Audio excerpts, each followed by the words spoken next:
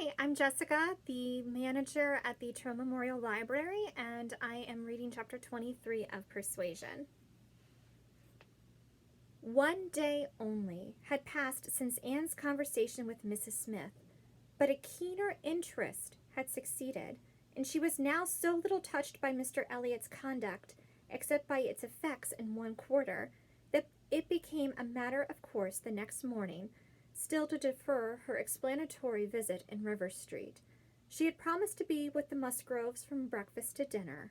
Her faith was plighted in Mr. Elliott's character, like the Sultaness Shahrazad's head must live another day.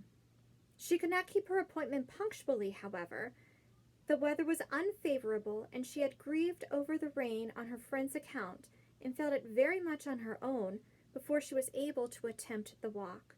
When she reached the White Hart and made her way to the proper apartment, she found herself neither arriving quite in time nor the first to arrive. The party before her were Mrs. Musgrove, talking to Mrs. Croft, and Captain Harville to Captain Wentworth, and she immediately heard that Mary and Henrietta, too impatient to wait, had gone out the moment it had cleared, but would be back again soon, and that the strictest injunctions had been left with Mrs. Musgrove to keep her there till they returned. She had only to submit, sit down, be outwardly composed, and feel herself plunged at once in all the agitations which she had merely laid her account of tasting a little before the morning closed. There was no delay, no waste of time. She was deep in the happiness of such misery, or the misery of such happiness, instantly. 2 minutes after her entering the room, Captain Wentworth said, "We will write the letter we were talking of, Harville, now, if you will give me materials." Materials were all at hand on a separate table. He went to it, and nearly turning his back on them all, was engrossed by writing. Mrs. Musgrove was giving Mrs. Croft the history of her eldest daughter's engagement, and just in that inconvenient tone of voice which was perfectly audible while it pretended to be a whisper. Anne felt that she did not belong to the conversation, and yet, as Captain Harville seemed thoughtful and not disposed to talk, she could not avoid hearing many undesirable particulars, such as how Mr. Musgrove and my brother Hayter had met again and again to talk it over, what my brother Hayter had said one day and what Mr. Musgrove had proposed the next, and what had occurred to my sister Hayter, and what the young people had wished, and what I said at first I never could consent to, but was afterwards persuaded to think might do very well, and a great deal in the same style of open-hearted communication. Minutiae which, even with every advantage of taste and delicacy which good Mrs. Musgrove could not give, could be properly interesting only to the principals. Mrs. Croft was attending with great good humor, and whenever she spoke at all, it was very sensibly. Anne hoped the gentlemen might each be too much self-occupied to hear. "And so, ma'am, all these things considered," said Mrs. Musgrove in her powerful whisper, "though we could have wished it different, yet altogether we did not think it fair to stand out any longer, for Charles Hayter was quite wild about it, and Henrietta was pretty near as bad, and so we thought they had better marry at once and make the best of it, as many others have done before them. At any rate, said I, it will be better than a long engagement." "That is precisely what I was going to observe," cried Mrs. Croft. "I would rather have young people settle on a small income at once, and have to struggle with a few difficulties together, than be involved in a long engagement. I always think that no mutual—" "Oh, dear Mrs. Croft!" cried Mrs. Musgrove, unable to let her finish her speech. "There is nothing I so abominate for young people as a long engagement. It is what I always protested against for my children. It is all very well, I used to say, for young people to be engaged, if there is a certainty of their being able to marry in 6 months, or even 12, but a long engagement—" "Yes, dear ma'am," said Mrs. Croft, "or an uncertain engagement, an engagement which may be long, to begin without knowing at such a time there will be the means of marrying, I hold to be very unsafe and unwise, and what I think all parents should prevent as far as they can." Anne found an unexpected interest here. She felt its application to herself, felt it in a nervous thrill all over her, and at the same moment that her eyes instinctively glanced towards the distant table, Captain Wentworth's pen ceased to move. His head was raised, pausing, listening, and he turned round the next instant to give a look. One quick, conscious look at her. The two ladies continued to talk, to re-urge the same admitted truths, and enforce them with such examples of the ill effect of contrary practice as had fallen within their observation. But Anne heard distinctly nothing. It was only a buzz of words in her ear, and her mind was in confusion. Captain Harville, who had in truth been hearing none of it, now left his seat and moved to a window, and Anne, seeming to watch him, though it was from thorough absence of mind, became gradually sensible that he was inviting her to join him where he stood. He looked at her with a smile and a little motion of the head which expressed, "Come to me, I have something to say," and the unaffected, easy kindness of manner which denoted the feelings of an older acquaintance than he really was, strongly enforced the invitation. She roused herself and went to him. The window at which he stood was at the other end of the room from where the two ladies were sitting, and though nearer to Captain Wentworth's table, not very near. As she joined him, Captain Harville's countenance reassumed the serious, thoughtful expression which seemed its natural character. "Look here," he said, unfolding a parcel in his hand and displaying a small miniature painting. "Do you know who that is?" "Certainly, Captain Berwick." "Yes, and you may guess who it is for, but," in a deep tone, "it was not done for her. Miss Elliot, do you remember our walking together at Lyme and grieving for him? I little thought then, but no matter. This was drawn at the Cape. He met with a clever young German artist at the Cape, and in compliance with a promise to my poor sister, sat to him and was bringing it home for her, and I have now the charge of getting it properly set for another. It was a commission to me, but who else was there to employ? I hope I can allow for him. I am not sorry indeed to make it over to another. He undertakes it," looking towards Captain Wentworth. "He is writing about it now." And with a quivering lip, he wound up the whole by adding, "Poor Fanny! She will not have forgotten him so soon." "No," replied Anne, in a low, feeling voice, "that I can really believe, easily believe." "It was not in her nature. She doted on him." "It would not be the nature of any woman who truly loved." Captain Harville smiled, and was much as to say, "Do you claim that for your sex?" And she answered the question, smiling also. "Yes, we certainly do not forget you, so soon as you forget us. It is perhaps our fate rather than our merit. We cannot help ourselves. We live at home, quiet, confined, and our feelings prey upon us. You are forced on exertion. You have always a profession, pursuits, business of some sort or other, to take you back into the world immediately, and continual occupation and change soon weaken impressions. Granting your assertion that the world does all this so soon for men, which, however, I do not think I shall grant, it does not apply to Benwick. He has not been forced upon any exertion. The peace turned him on shore at the very moment, and he has been living with us in our little family circle ever since." "True," said Anne. "Very true. I did not recollect. But what shall we say now, Captain Harville? If the change be not from outward circumstances, it must be from within. It must be nature, man's nature, which has done the business for Captain Benwick." No, it is not man's nature. I will not allow it to be more man's nature than woman's to be inconstant and forget those they do love or have loved. I believe the reverse. I believe in a true analogy between our bodily frames and our mental, and that as our bodies are the strongest, so are our feelings, capable of bearing much rough usage and riding out the heaviest weather. "Your feelings may be the strongest," replied Anne, "but the same spirit of analogy will authorize me to assert that ours are the most tender. Man is more robust than woman, but he is not longer lived, which exactly explains my view of the nature of their attachments. Nay, it would be too hard upon you if it were otherwise. You have difficulties and privations and dangers enough to struggle with. You are always laboring and toiling, exposed to every risk and hardship. Your home, country, friends, all acquitted. Neither time, nor health, nor life to be called your own. It would be too hard indeed." with a faltering voice, if a woman's feelings were to be added to all this. We shall never agree upon this question, Captain Harville was beginning to say, when a slight noise called their attention to Captain Wentworth's hitherto perfectly quiet division of the room. It was nothing more than that his pen had fallen down, but Anne was startled at finding him nearer than she had supposed, and half inclined to suspect that the pen had only fallen because he had been occupied by them, striving to catch sounds which yet she did not think he could have caught. "Have you finished your letter?" said Captain Harville. "Not quite. A few lines more. I shall have done in 5 minutes." "There's no hurry on my side. I am only ready whenever you are. I am in very good anchorage here," smiling at Anne.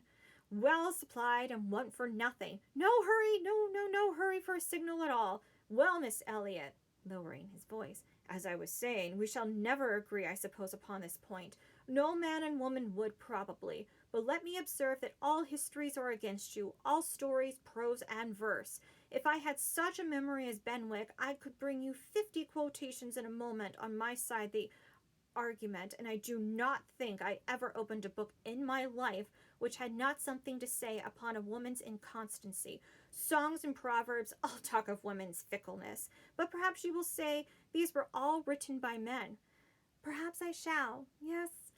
Yes, if you please, no reference to examples in books. Men have had every advantage of us in telling their own story. Education has been theirs in so much higher a degree. The pen has been in their hands. I will not allow books to prove anything." "How shall we, but how shall we prove anything?" "We never shall. We never can expect to prove anything upon such a point. It is a difference of opinion which does not admit of proof. We each begin probably with a little bias towards our own sex, and upon that bias build every circumstance in favor of it which has occurred within our own circle, many of which circumstances, perhaps those very cases which strike us the most, may be precisely such as cannot be brought forward without betraying a confidence, or in some respects saying what should not be said." "Ha!" cried Captain Harville, in a tone of strong feeling. "If I could make you comprehend what a man suffers when he takes a last look at his wife and children, and watches the boat that has sent them off in, as long as it is in sight, and then turns away and says, 'God knows whether we'll ever meet again,' then, if I could convey to you the glow of his soul when he does see them again, when, coming back after a 12-months' absence perhaps, and obliged to put into another port, he calculates how soon it be possible to get them there, pretending to deceive himself and saying they cannot be here till such a day, but all the while hoping for them 12 hours sooner, and seeing them arrive at last, as if heaven had given them wings, many hours sooner still. If I could explain to you all this, and all that a man can bear and do, and glories to do for the sake of these treasures of his existence, I speak, you know, only of such men as have hearts," pressing his own with emotion. "Oh," cried Anne eagerly, I hope I do justice to all that is felt by you and by those who resemble you. God forbid that I should undervalue the warm and faithful feelings of any of my fellow creatures. I should deserve utter contempt if I dared to suppose that true attachment and constancy were known only by woman. No, I believe you capable of every great thing and good in your married lives. I believe in you equal to every important exertion and to every domestic forbearance, so long as, if I may be allowed the expression, so long as you have an object. I mean, while the woman you love lives and lives for you. All the privilege I claim for my own sex, it's not a very enviable one, you need not covet it. It's that of loving longest when existence or when hope is gone." She could not immediately have uttered another sentence. Her heart was too full, her breath too much oppressed. "You are a good soul," cried Captain Harville, putting his hand on her arm quite affectionately. "There is no quarreling with you, and when I think of Benwick, my tongue is tied." Their attention was called towards the others. Mrs. Croft was taking leave. "Here, Frederick, you and I must part company, I believe," said she. "I am going home, and you have an engagement with your friend. Tonight we may have the pleasure of all meeting again at your party," turning to Anne.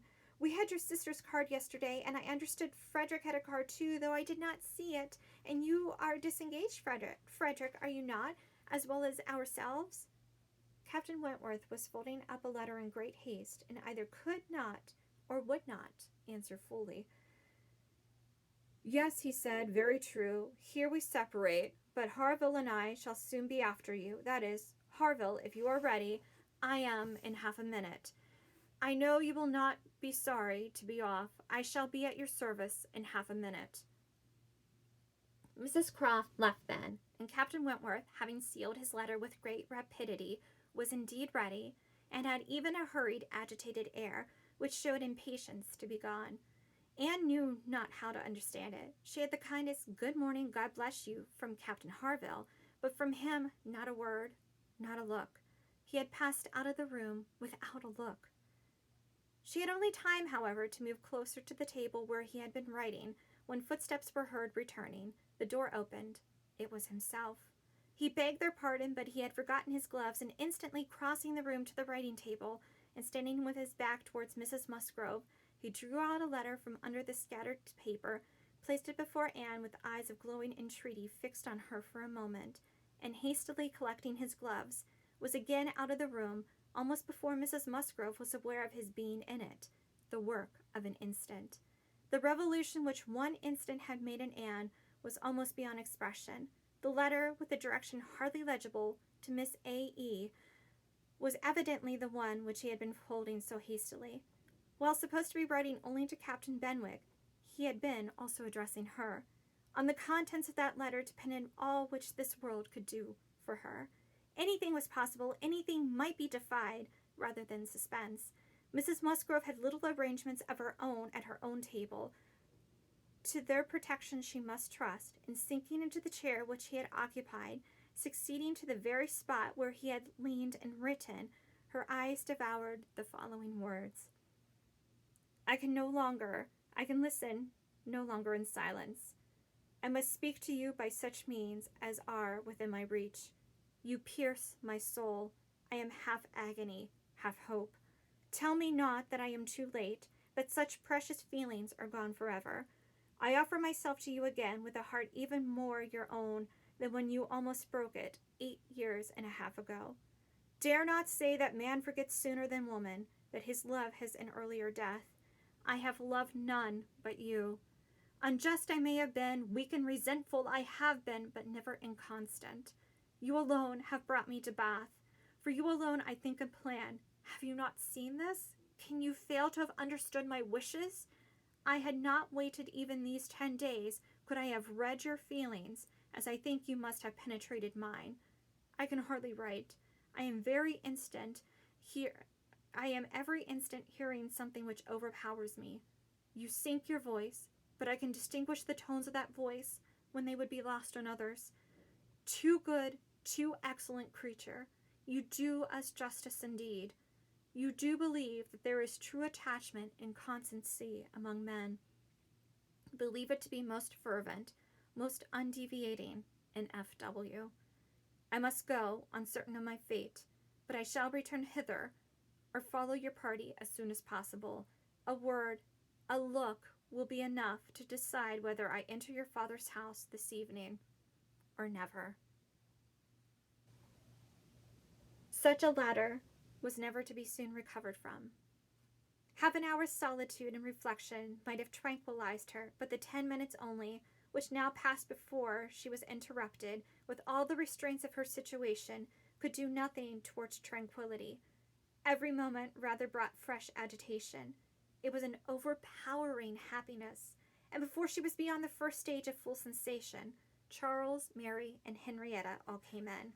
The absolute necessity of seeing me like herself produced then an immediate struggle, but after a while she could do no more.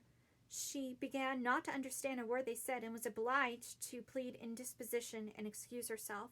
They could not then see that she looked very ill.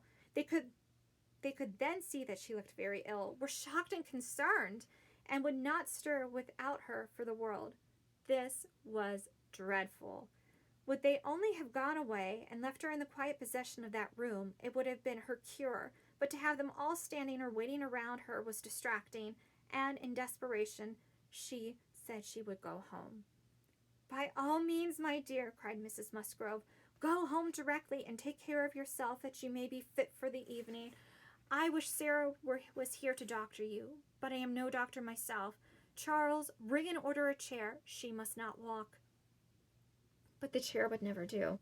Worse than all, to lose the possibility of speaking 2 words to Captain Wentworth in the course of her quiet, solitary progress up the town, and she felt almost certain of meeting him, could not be borne. The chair was earnestly protested against, and Mrs. Musgrove, who thought only of one sort of illness, having assured herself with some anxiety that there had been no fall in the case, that Anne had not at any time lately slipped down and got a blow on her head, that she was perfectly convinced of having had no fall, could part with her cheerfully and depend on finding her better at night.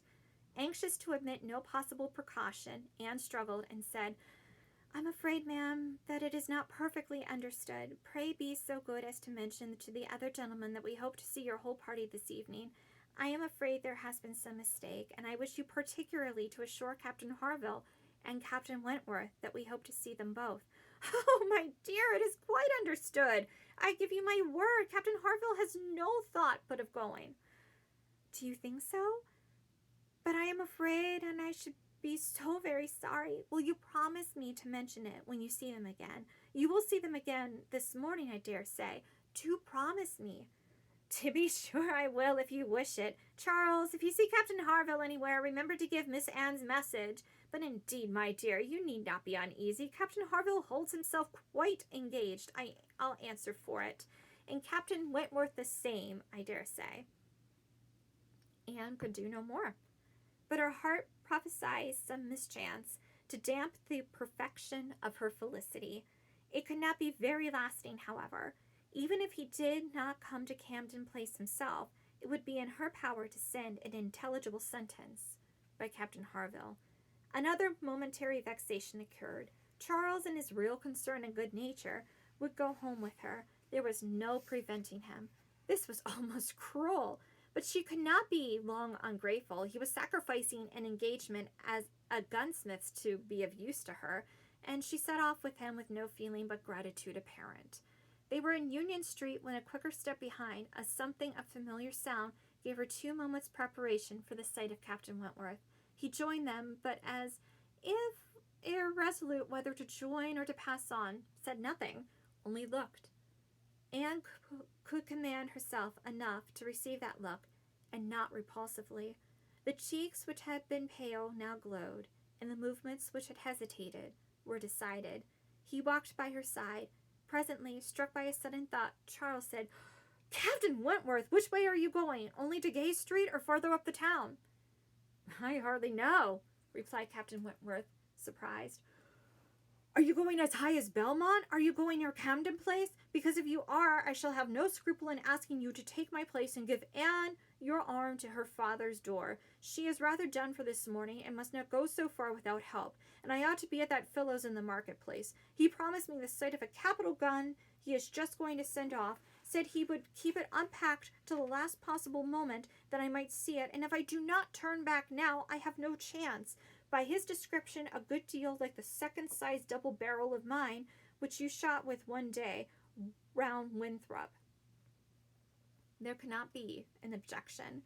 There could be only a most proper alacrity, a most obliging compliance for public view, and smiles reigned in and spirits dancing in private rapture. In half a minute, Charles was at the bottom of Union Street again, and the other 2 proceeding together, and soon words enough had passed between them to decide their direction towards the comparatively quiet and retired gravel walk, where the power of conversation would make the present hour a blessing indeed, and prepare for it all the immortality which the happiest recollections of their own future lives could bestow. There they exchanged again those feelings and those promises which had once before seemed to secure everything, but which had been followed by so many, many years of division and estrangement. There they returned again into the past, more exquisitely happy, perhaps, in their reunion than when it had been first projected, more tender, more tried, more fixed in a knowledge of each other's character, truth, and attachment, more equal to act, more justified in acting. And there, as they slowly paced the gradual ascent, heedless of every group around them, seen neither sauntering politicians, bustling housekeepers, flirting girls, nor nursery maids and children. They could indulge in those retrospections and acknowledgments, and especially in those explanations of what had directly preceded the present moment, which were so poignant and so ceaseless in interest. All the little variations of the last week were gone through, and of yesterday and today there could scarcely be an end. She had not mistaken him. Jealousy of Mr. Elliot had been the retarding weight, the doubt, the torment. That had begun to operate in the very hour of first meeting her in Bath. That had returned after a short suspension to ruin the concert. And that had influenced him in everything he had said and done, or omitted to say and do, in the last 24 hours. It had been gradually yielding to the better hopes which her looks, or words, or actions occasionally encouraged. It had been vanquished at last by those sentiments and those tones which had reached him while he talked with Captain Harville, and under the irresistible governance of which he had seized a sheet of paper and poured out his feelings. Of what he had then written, nothing was to be retracted or qualified. He persisted in having loved none but her. She had never been supplanted. He never even believed himself to see her equal. Thus much indeed he was obliged to acknowledge, that he had been constant unconsciously, nay, unintentionally, that he had meant to forget her, and believed it to be done. He had imagined himself indifferent when he had only been angry, and he had been unjust to her merits because he had been a sufferer from them. Her character was now fixed on his mind as perfection itself, maintaining the loveliest medium of fortitude and gentleness. But he was obliged to acknowledge that only at Uppercross had he learnt to do her justice, and only at Lyme had he begun to understand himself. At Lyme he had received lessons of more than one sort. The passing admiration of Mr. Elliot had at least roused him, and the scenes on the Cobb and at Captain Harville's had fixed her superiority. In his preceding attempts to attach himself to Louisa Musgrove, the attempts of angry pride, he protested that he had forever felt it to be impossible, that he had not cared, could not care for Louisa, though till that day, till the leisure for reflection which followed it, he had not understood the perfect excellence of the mind with which Louisa's could so ill bear a comparison, or the perfect unrivaled hold it possessed over his own. There he had learned to distinguish between the steadiness of principle and the obstinacy of self-will, between the darings of heedlessness and the resolution of the collected mind. There he had seen everything to exalt in his estimation the woman he had lost, and there begun to deplore the pride, the folly, the madness of resentment, which had kept him from trying to regain her when thrown in his way. From that period his penance had become severe. He had no sooner been free from the horror and remorse attending the first few days of Louisa's accident, no sooner begun to feel himself alive again, then he had begun to feel himself, though alive, not at liberty. "I found," he said, "that I was considered by Harville an engaged man, that neither Harville nor his wife entertained a doubt of our mutual attachment. I was startled and shocked. To a degree I could contradict this instantly, but when I began to reflect that others might have felt the same, her own family, nay, perhaps herself, I was no longer at my own disposal. It was hers in honor if she wished it. I had been unguarded. I had not thought seriously on this subject before. I had not considered that my excessive intimacy must have its danger of ill consequence in many ways, and that I had no right to be trying whether I could attach myself to either of the girls at the risk of raising even an unpleasant report where there were no other ill effects. I had been grossly wrong and must abide the consequences." He found too late, in short, that he had entangled himself, and that precisely as he became fully satisfied of his not caring for Louisa at all, he must regard himself as bound to her, if her sentiments for him were what the Harvilles supposed. It determined him to leave Lyme and await her complete recovery elsewhere. He would gladly weaken by any fair means whatever feelings or speculations concerning him might exist, and he went therefore to his brother's, meaning after a while to return to Kellynch and act as circumstances might require. I was 6 weeks with Edward, said he, and seldom happy. I could have no other pleasure. I deserved none. He inquired after you very particularly, asked even if you were personally altered, little suspecting that to my eye you could never alter. Anne smiled and let it pass. It was too pleasing a blunder for a reproach. It is something that for a woman to be assured in her 28th year that she has not lost one charm of earlier youth. But the value of such homage was inexpressibly increased to Anne by comparing it with former words and feeling it to be the result, not the cause, of a revival of his warm attachment. He had remained in Shropshire, lamenting the blindness of his own pride and the blunders of his own calculations, till at once released from Louisa by the astonishing and felicitous intelligence of her engagement with Benwick.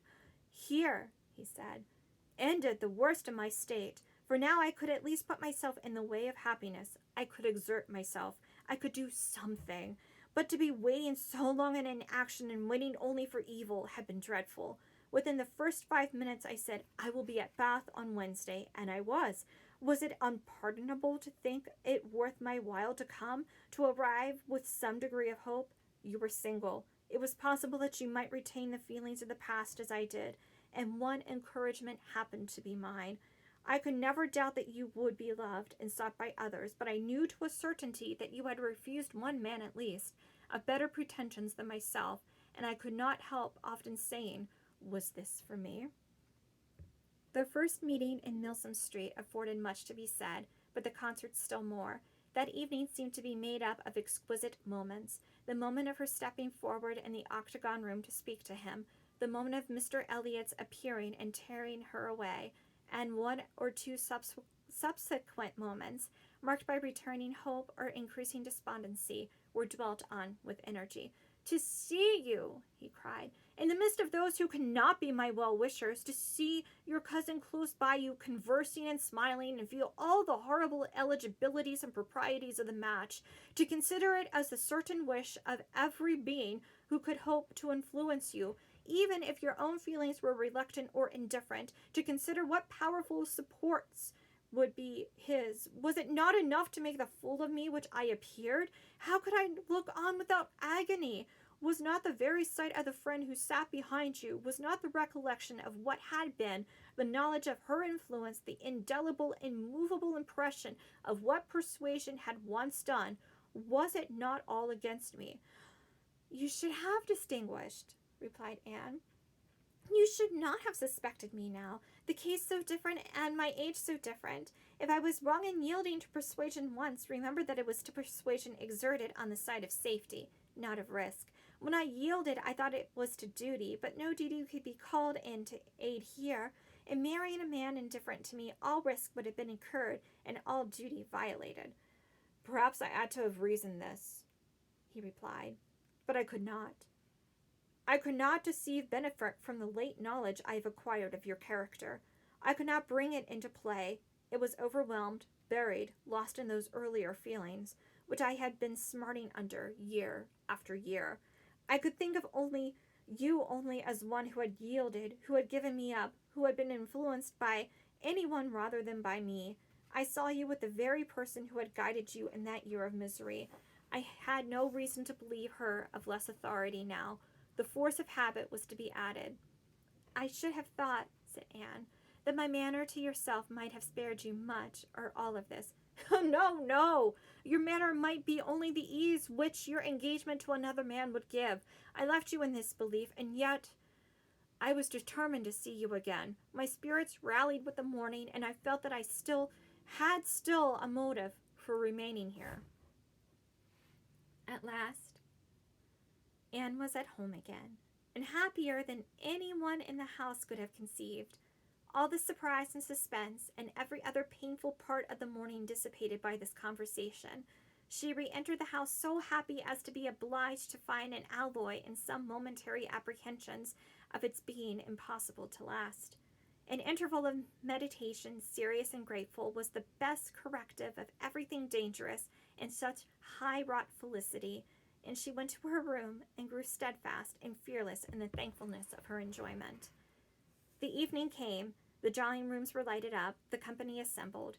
It was but a card party, but it was but a mixture of those who had never met before and those who met too often. A commonplace business, too numerous for intimacy, too small for variety, but Anne had never found an evening shorter, glowing and lovely in sensibility and happiness, and more generally admired than she thought about or cared for. She had cheerful or forbearing feelings for every creature around her. Mr. Elliot was there she avoided, but she could pity him. The Wallaces, she had amusement in understanding them. Lady Dalrymple and Miss Carteret, they would soon be innoxious cousins to her. She cared not for Mrs. Clay, and had nothing to blush for in the public manners of her father and sister. With the Musgroves there was the happy chat of perfect ease. With Captain Harville, the kind-hearted intercourse of brother and sister. With Lady Russell, attempts at conversation, which a delicious consciousness cut short. With Admiral and Mrs. Croft, everything of peculiar cordiality and fervent interest, with the same consciousness sought to conceal. And with Captain Wentworth, some moments of communication continually occurring, and always the hope of more, and always the knowledge of his being there.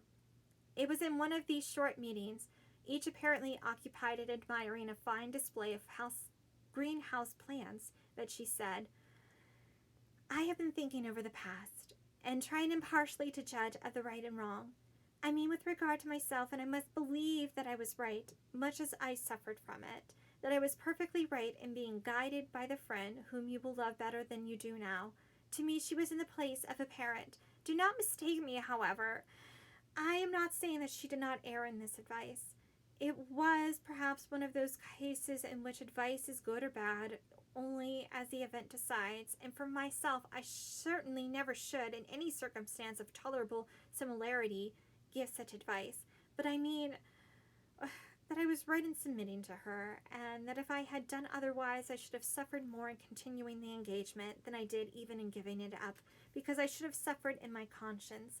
I have now, as far as such a sentiment is allowable in human nature, nothing to reproach myself with, and if I mistake not, a strong sense of duty is no bad part of a woman's portion."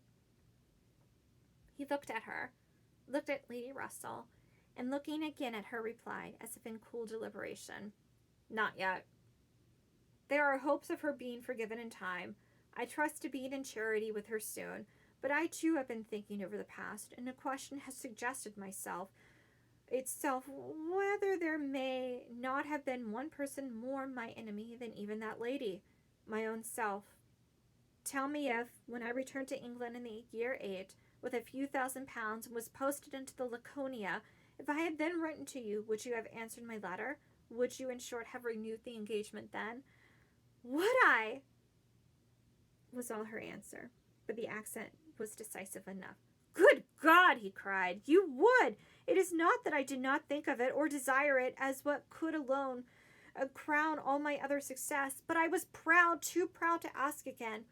I did not understand you. I shut my eyes and would not understand you, or do you justice. This is a recollection which ought to make me forgive everyone sooner than myself. 6 years of separation and suffering might have been spared. It is a sort of pain, too, which is new to me. I have been used to the gratification of believing myself to earn every blessing that I enjoyed. I have valued myself on honorable toils and just rewards. Like other great men under reverses," he added with a smile, "I must endeavor to subdue my mind to my fortune. I must learn to brook being happier than I deserve."